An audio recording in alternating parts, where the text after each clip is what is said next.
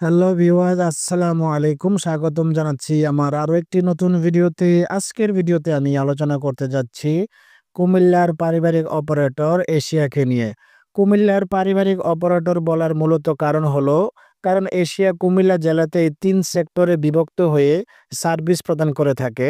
২ sector non AC, অর্থাৎ একটা Asia transport এবং অন্যটা এশিয়া লাইন, এবং আরেকটি হলো এশিয়া ইয়ারকন অর্থাৎ এসি সেক্টর। আজকে আমি আলোচনা করতে যাচ্ছি কুমিল্লা এশিয়ার এসি সেক্টরকে নিয়ে, অর্থাৎ এশিয়া ইয়ারকনকে নিয়ে। সম্প্রতি এশিয়া ইয়ারকন নিয়ে নড়েচড়ে বসেছে কুমিল্লার ম্যানেজমেন্ট।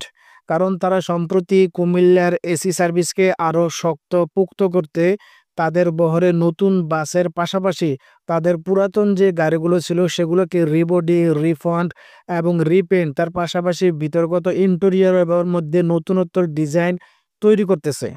ভিডিওতে আপনারা যে বাসটি দেখতেছেন তার রেজিস্ট্রেশন নাম্বার হলো ১৪৬৯৪২, অর্থাৎ একটা পুরাতন বাস। কিন্তু এই পুরাতন বাসটাকে বর্তমানে একেবারে নিউ, মানে দূর থেকে দেখলে অনেকে মনে করতে পারে, মনে হয় এটা একদম ব্র্যান্ড নিউ বাস। আসলে মূলত একটা জোস এবং গর্জিয়াস কাজ করেছে বাসটাতে।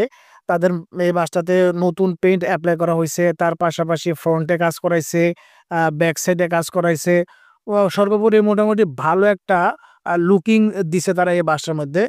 আপনারা বাসটাতে লক্ষ্য করলে দেখবেন বাসটাতে যে পেইন্ট এপ্লাই করা হয়েছে একটু গোল্ডেন কালারের পেইন্ট।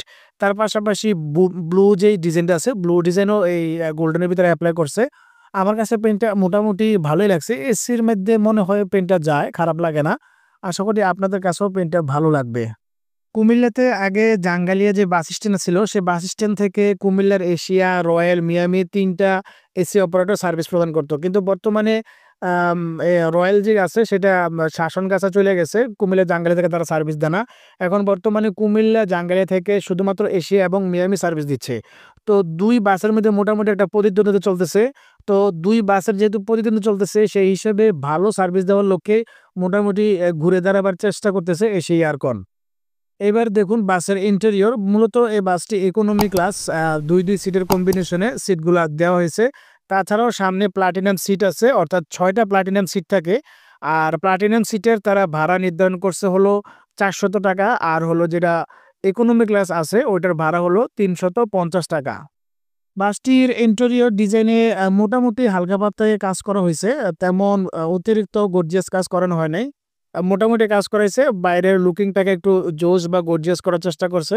যাতে দূর থেকে যাত্রীরা আ মনে করে যে একটা নতুন বাস, সেই হিসাবে যাত্রী যাতে আকর্ষণ বাড়ে সেই হিসাবে মূলত এই কাজ করানো। কারণ অনেক সময় হয় কি, অনেক যাত্রীরা আম গাড়ি কি চেসিস এর উপরে বানানো বা গাড়ি কি সেটা তারা দেখে না।